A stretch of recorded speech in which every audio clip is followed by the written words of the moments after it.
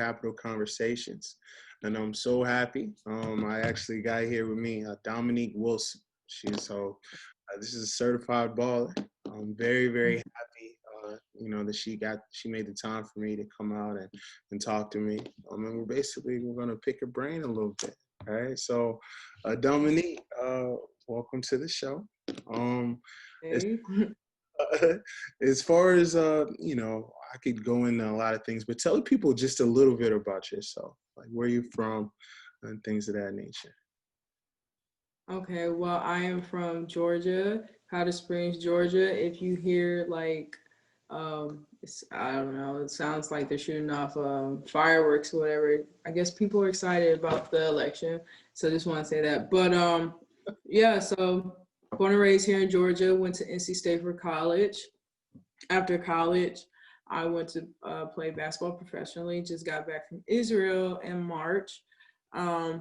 Put that on hold because, we're in a pandemic, stuff like that. So yeah, just been focusing on my entrepreneur aspects in my life. And that's it. I mean, have 2 dogs, 1 cat, enjoying life. Okay, I feel that. And now you way more interested than that. So what I'm gonna tell you just a little bit. I'm a kind of basically guide the people through some dope stuff that you've done. Because you say that all matter of factly, but that's something like you've accomplished a lot throughout your life, and I just want to commend you on that. But, Thank you. Don't be humble. You done a lot. Gotta be humble. Yeah, I mean, always be humble, but yeah, you got reason to, dust a little shoulders off. But basically, hoop is very competitive, right? The reason why I say that is just because, growing up, I grew up in Wilmington, so it's a basketball city. Now, hoop is competitive, you got the travel teams, you got everything like that. So, I mean, in order to be great and be good, you really have to be dedicated, from a youth. So how did you get into playing ball? Well, it's crazy because basketball was the last sport I got into. So when I was little, I played almost every sport imaginable. I even did ballet, did some modeling, acting. I got into a lot of stuff. And then I even played football, so I just want to throw that out there. But it came down to soccer and basketball, and I loved both. And I was really good at both, but my parents was like, you gotta pick one because they started to overlap. And I felt like the friends that I made in basketball were way more important than the ones I made. So I don't even remember the people I met in soccer. That's how it was. I really just didn't make a connection there. So I, being young, followed my friends, but seemed like I made the right decision. I feel like I would have prospered in both sports just because of, I know who I am. I'll grind, I'll put the work in, but that's how I got into basketball. So I started playing at 10, which is kind of late if you think about it, because a lot of basketball players, they usually start at 4 or 5. I started at 10 because I was dipping and dabbing in almost everything. Right. Okay. So you started off at 10.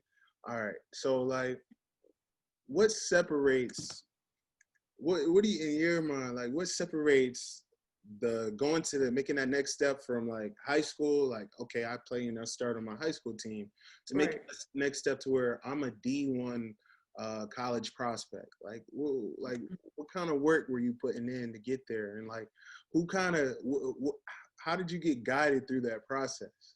Right. Well, honestly, it starts in high school. If your mindset is like that and you're going to play D1, you're kind of going to be behind because it's going to be a lot thrown at you. You got schoolwork. You have to get to this class. You got to learn the maps, how to get around this big campus. So you're going to have a lot to learn on top of basketball. So if you just don't have that mentality of just figuring stuff out, being in the gym, being a gym rat, caring in high school, it's going to be kind of hard to change when you get to college. And that's where a lot of people drop off because they're like, I can't do this. It's too hard. And it's just because they never prepare their mind for that level in high school. So it's kind of like you have to prepare, you have to know what's going to happen. And then that also falls back on the people you're around. So like coaches, trainers, like when I were growing up, they were telling us how college was going to be. So I kind of already had an idea like freshman year in high school. So it's kind of like I had 4 years to prepare my mind for that opportunity. Okay. So yeah, that's really, it'll start in high school. Yeah. Okay. That's big. That's big. So in high school, something that really caught my eye is you led your team, help lead your team to get number 2 ranking in the nation. Right? Should have been number 1, but that's because we didn't go to some tournament, I think in Arizona or whatever. So they felt type of way about it. But at the end of the day, our post player got hurt, so we wasn't gonna risk that. Like, no. Yeah. Okay. Yeah. Like, all right. So as far as like getting to that ranking, like what goes into that? How do they even make that determination? It's a lot, because it's like on one side is who you know. If they're cool with you, they gonna, rank you way up high. And then on the other side is like based off your basketball skills, like you can actually play, so they're gonna rank you. And then team wise is they're looking at wins and losses, the competition level. So that year we played a lot of ranked teams, and we beat a lot of ranked teams by like 20. So they just shot us all the way up. And we had a lot of girls. I think we had 6 or 7 players that were going to play D1 after that. So, yeah, that's how they look at it. Okay. So as far as like state during your recruiting process, did you always know that you wanted to go to state, or how did you make that, that determination? That is crazy because I didn't know where I wanted to go. Well, I'll take that back, because at first I wanted to go to Georgia Tech because my dad went to Georgia Tech. I wanted to stay home, be in Atlanta. And then where was the other school? It was another school. It was a long time ago. But I actually went to University of Arkansas my freshman year. And then I transferred from there and went to NC State. So I just knew I wanted to be either in the SEC, ACC, Big East at the time, just somewhere where the competition level was high and that I would have to show up every night and just push myself. I know that's where I wanted to be. Okay. So like, all right, like, cause I did peep that your dad, he played football at Georgia Tech, right? So like, did he instill like that work ethic? Cause like your mentality is crazy as far as like hustle, grind, like really blue collar, it seems like. So like, instilled that into you. Cause I mean, most kids don't just like have that, So how did that happen? I'll say my dad and my mom, she worked hard too. She grind. My dad did too. He was more on the aspect of just, getting in the gym, helping me get up shots. He was right there. He was shooting in the gym with me, But also just the people I looked up to when I was little. So I watched a lot of Bruce Lee movie. I love Bruce Lee. I would watch when he was doing his interviews, how he talked, what he was talking about. I love Kobe Bryant. May he rest in heaven, like his daughter and everybody that was on that crash. Sure. But Kobe mentality. So I just try to implement that. I'm human, so there's sometimes I fall back and I'm like, I don't have confidence in myself. And then like now I start to say like, how would Kobe think? What would Kobe do? How would Bruce Lee attack this? So I just had those people that really just install that mentality in me, kind of. And I mean, I from birth I've always been a competitor. Right. Like it just came natural to me. Like, and I really didn't care for people's feelings. I'm better at that now, but I'm just saying when I was younger, I was kind of ruthless. Bro, all right, young savage out there, dog as people. When I was little, yeah. All right. So so as far as like when you were at NC State, you were a leader on that team as well. So like during your 4 years, what were some of some of the challenges that you experienced, but like also like what experiences helped you grow? Like that's a great question. I think you're the first person to ask me that, but I would say the challenge was learn how to talk to people, because everyone does not think like you. their feelings are going to be, you know, a little bit different. So just how to connect with everyone, that was definitely a challenge because I'm more of a, just like you said, blue collar, like get it done. If you don't want to be here, don't come. Like, we're trying to win here. We don't have time for this. Like, we'll understand, seriously. And, you know, yeah, like, and that's how I was at the beginning. I feel like end of my junior year, senior year, I got a little bit better. Just learning how to talk to the girls, learn how to encourage them and just inspire them. And I feel like that's how we became a way better team my senior year. And we went to the NCAA tournament, even though I felt like we should have been there our junior year, but whatever. Story for another day.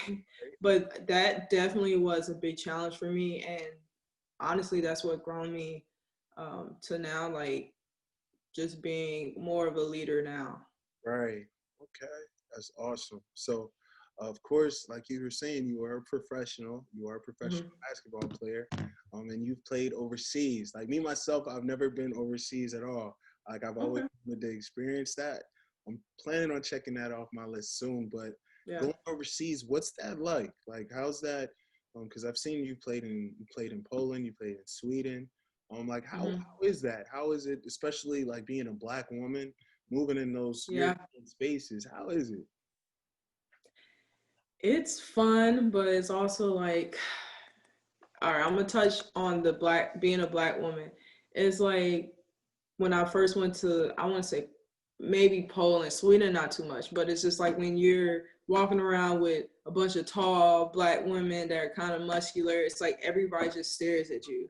So you get used to just staring at people back, like with a mean attitude, like, what are you looking at? It gets annoying, but overseas though, like I love to travel. I love to experience different cultures, try to learn, you know, new languages. It's, to me, that's super duper fun. I hate staying in one place. Um, and the competition, depending on where you go, the competition can be really good. Everywhere I've been, you know, the competition has been really good. So overseas just been a fun experience for me. I can't speak for other players, but you know, just being able to travel on a team's expense, like I don't gotta pay for no flight, Right. none of that. I'm just going to enjoy and do my job, and that's fun.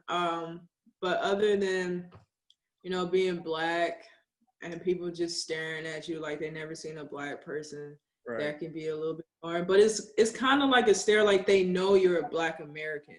Okay. So it was like in Poland, it was Black people, but they were from like Africa and other countries, but they immediately know when you're American. And it's funny, it's like, how do you know? They're like, we can just tell by how you walk, talk, dress, like how you carry yourself. And I'm like, that's interesting. Okay. Like, yeah, I mean, you don't realize it because it's like, I'm looking at everybody else and it's like, y'all are walking, y'all dressed just like us, but oh well, yeah. They can tell that swagger. They understand. Yeah. You know, A little bit. all right. So as far as like, you know, I know that you also were in the WNBA and you participated in that as well. So Yeah. I mean, I just want to kind of touch on a little bit about like social issues and things of that nature. It seems like the WNBA, and just women's sports in general, just seems to be more progressive as far as like, you know, being standing out for, you know, things that are going on in society and things of that nature. Like, what do you think breeds that culture within women's basketball? I just want to say, like, I participated in WNBA. I didn't make the team, but I mean, it was fun. But just, I mean, I know a lot of the girls, so I would just say that nature comes from us just being little, and you know, people just always kind of looking down at us. And then being a women's basketball player, you always have guys like, I can beat you one-on-one. Right. And you're like, I wasn't even talking to you. Like, you wouldn't fix your lip to an NBA player, so why are you talking to me? And 9 times out of 10, we will smack a guy in like basketball. But it's just the fact that people look down at us or think we're weak because were female. So it's kind of like when you see someone else struggling or going through um, uh, injustices, and just like what you've been going through, it's kind of easy to speak about it, because it's like you're standing up for that person that might not have a platform to speak their mind. So I just feel like, and I commend the girls for using their platform to speak against racial injustices and things like that, because that's what that platform is for. Like, you're not just there to be an athlete and then that's it. Like, you're a human being, you have feelings. Yeah, you're an athlete, but you're way more than that. And if you use all those followers that are, you know, of course, following you and looking up to you, you can maybe change some mindsets out there, which at the end of the day will move this country into a better place. Okay. So, yeah, like, in your opinion, just to piggyback off that, like, what is something that not just, you know, Black men can do, but what's something that men in general can do to help elevate the sport and kind of help elevate like women's athletics in general? Like, what are some things that you think that we should do? Definitely. Well, I feel like this year a lot of men have, you know, stepped up. They've been supporting it, you know, wearing the gear, watching the games and telling people like to watch the games. So I'll say to continue to do that. But also just become like, you know, partial owners, like put some more money into it. Find a way where the NBA salary can, I don't know, kind of like pay off some women, or give like the salary can just, I can't explain it. It's just, I don't know, because it's kind of hard. I feel like the guys this year did a really good job. Mm-hmm. So I feel like we just continue to do that. But also I feel like, well, just speaking, I have these conversations with my friends that play in the WNBA and overseas, and they feel like the WNBA just need to expand more and then use the new teams that they create, have like those guys that support it, like the NBA guys, the other celebrities like actors, rappers, singers that support it, have them as partial owners, and then, you know, they're going to support the team on their Instagram, other social media, and that's going to bring more engagement, more views, more eyes on that team, and then that's going to increase the salary because now you have more views and stuff. But, you know, I'm not in the office. I'm not, you know, I don't know what they're talking about. They might be talking about this stuff. 2021 might be a step forward for the WNBA, but I just feel like the guys need to continue to do what they're doing.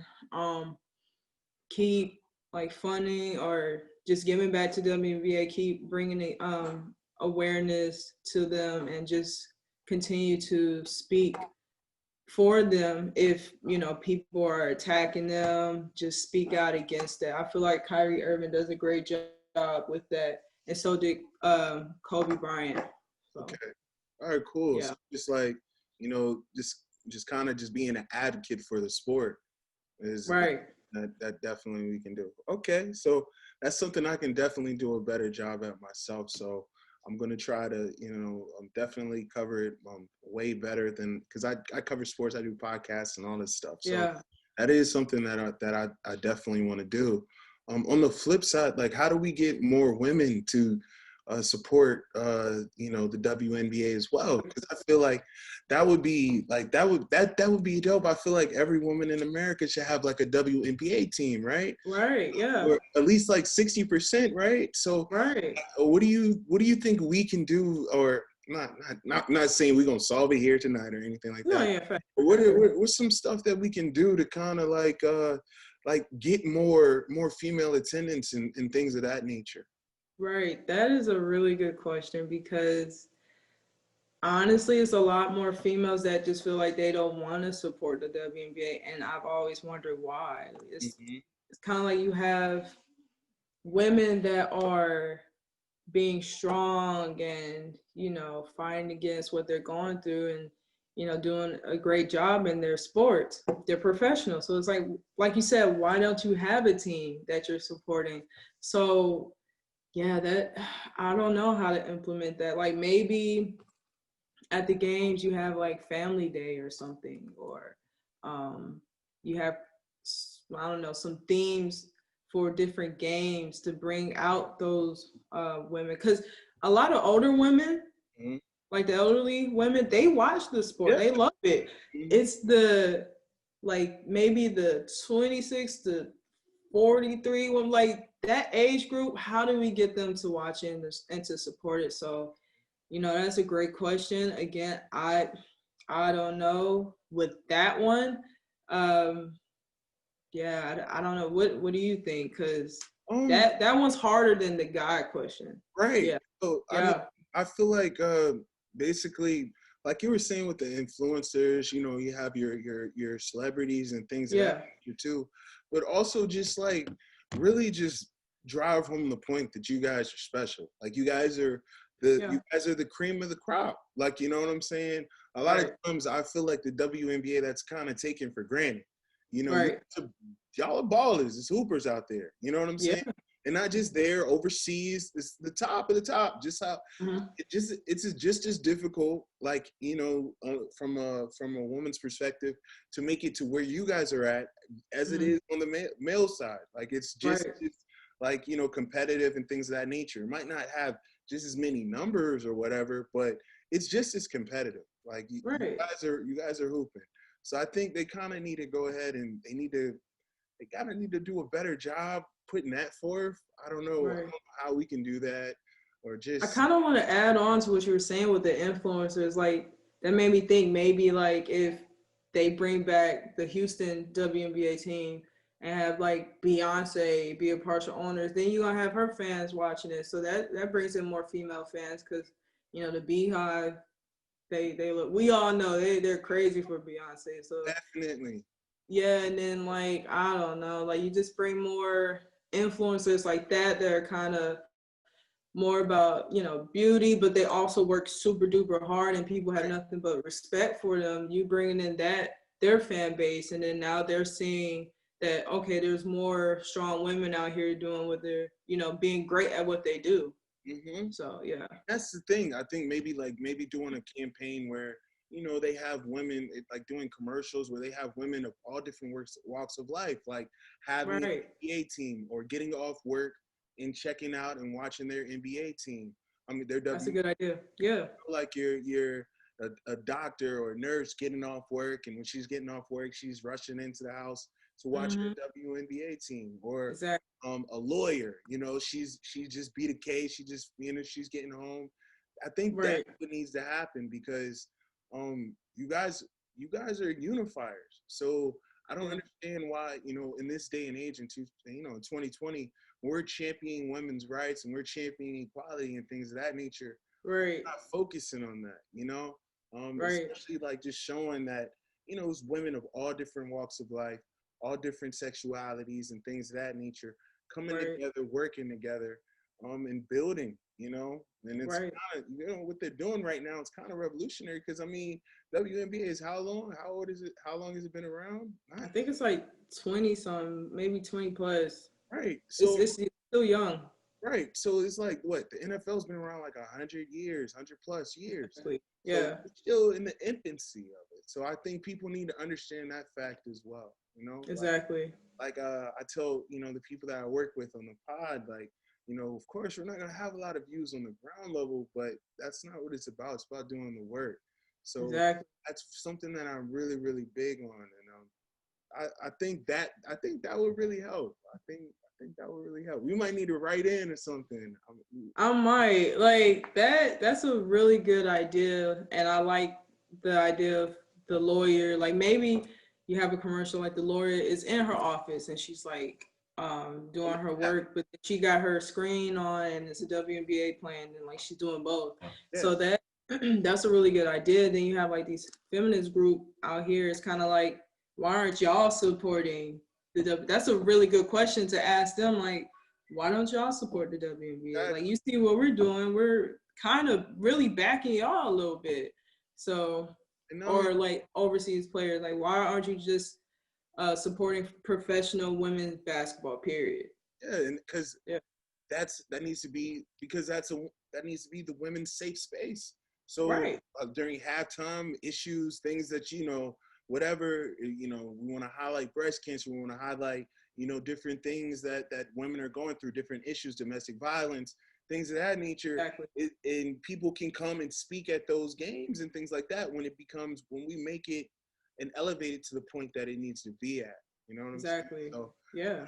that's one of the main reasons that I really wanted to have you on, is just because you guys are really dope, you know, and I really respect what you guys do, especially, you know, following your career and things of that nature. So I just, you know, I really wanted to have you on just to have this, you know, conversation, because I think that's part of the problem, you know. You guys I aren't agree looked with at, you. you guys aren't looked at the same way like a male with your same credentials looked at.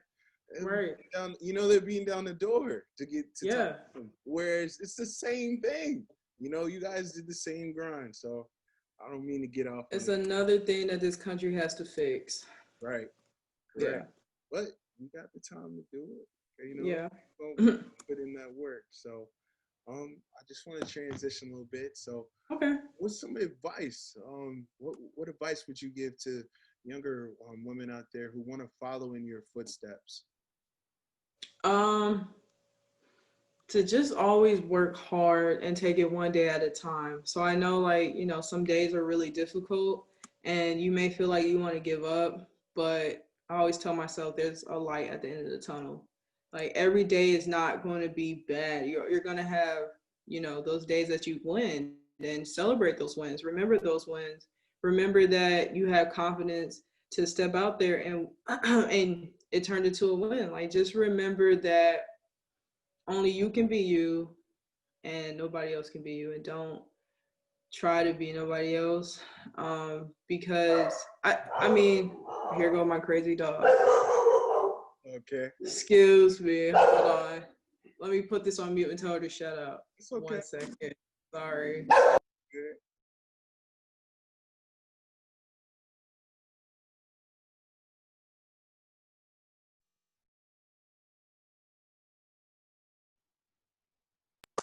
Yeah, she's annoying. So I told you I have 2 dogs. She's Right. the youngest. She's the lab and the boxer mix. Okay. You can drop a pencil and she'll bark. Like she barks at everything. So it's just I just had to tell her to shut up. My parents. But huh? That's how my parents' dog is. He'll bark at everything.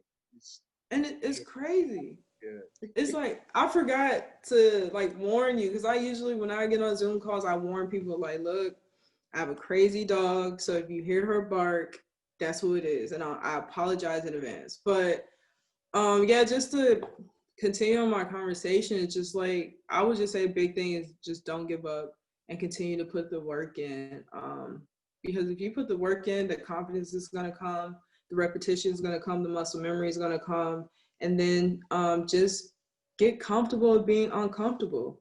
You will only go as far as your comfort level, and if you keep just pushing out of that zone, you're going to continue to grow. Just for example, if you're a high school player and you go play pickup with WNBA players, go out there and give it your all. You might not do good, but you just got better that day, and continue to get better. And then if you continue to do that, then the nerves are going to go away. You're going to be more confident, and you're going to end up like maybe just killing people out there. And then that's how you build confidence, because you just stepped out of your comfort zone. So that's all I have. Okay, cool. So we're transitioning from sports now. You're an advocate for entrepreneurship and things of that nature. So, like, what kind of set that mindset? Because you know, being an entrepreneur is a mindset, right? Yes. It's wanting to, you know, kind of work for yourself. You know, you want to go ahead and build a legacy for yourself, something lasting that you can kind of, you know, pass down. So, like, what kind of got you in that mode, thinking that way? Well, my why is because I just wanted to change the generational wealth of my family. And, you know, I just watching some of my family members, I didn't want to live where you're just living to keep your head above water. I wanted to live where I can go to sleep, something bad happened, and I'm gonna be okay because I know I have the money or the funds to back that up. Or, you know, like things is gonna be okay. Like people say money isn't everything, and you know, I call BS on that, because at the end of the day, it's what you do with money. So, like my dream is to just start a nonprofit, give back to the world. And again, it's just what you do with money. So how I'm using money is going to be for good. You know, of course, when people get money, it's going to be used for evil. And I feel like a lot of people look at it that way, is like they look at money as an evil way, but it's only because their perspective is based off of that evil person that they're looking at with the money. Right. Yeah, so it's kind of like, and you know, one day I'm gonna have kids. One day, that's not in the near future because I'm not thinking like that, but not at all. But I just don't want my kids to start off at zero. I want them to have the best. I want them to have multiple doors open, because of what I did. And as an entrepreneur, I only seen that that's the only answer. And you know, not to bash a 9-to-5, because you know, some people are getting money off of that. You know, it gives people a chance, you know, to live. But I just don't want to trade my time for dollars. Like, I want to get my time back. Right. I want to be my own boss. I don't want to be a grown person asking, can I get a vacation on this week? Like, right. What? No, right. I want, like, if I feel like, all right, this week I want to go to Jamaica, I'm going to go to Jamaica, and I don't have to ask a grown person for pay time off. Like, no. So that's just how I feel. And those are my whys for being an entrepreneur: generational wealth, having my time back, freedom, and just helping the world be a better place by starting nonprofits and just giving back to people. Definitely. That's dope. That's really dope. So, basically, like, as far as, like, you know, where you, like, of course, like, you know, down the line, of course, everybody, you know, has an end game of where they want to be. But, like, let's say short term, 5 years. So a half a decade. In 5 years, what do you want to be doing? You know, like, you know, where you want to be, or not just professionally, but also like personally. Where you want to be? Personally, I want to be in a space where I'm not, you know, worried about anything. That I just tell myself, you know, the universe is on my side. It will handle all, and I just keep it moving. Again, personally, in 5 years, I want to just be a leader to multiple people, multiple young girls, and just help them realize that they have the power. They are enough. You know, God already equipped them for whatever they need to achieve their dreams. So, yeah, that's where I see myself. Okay.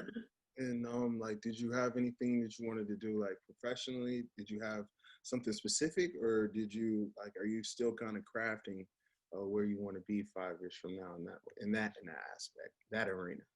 Oh, okay. Of course, like a big time successful entrepreneur. Still in the small business state, but you know, it's grown a lot though this year, for sure. Basketball, continue to play basketball.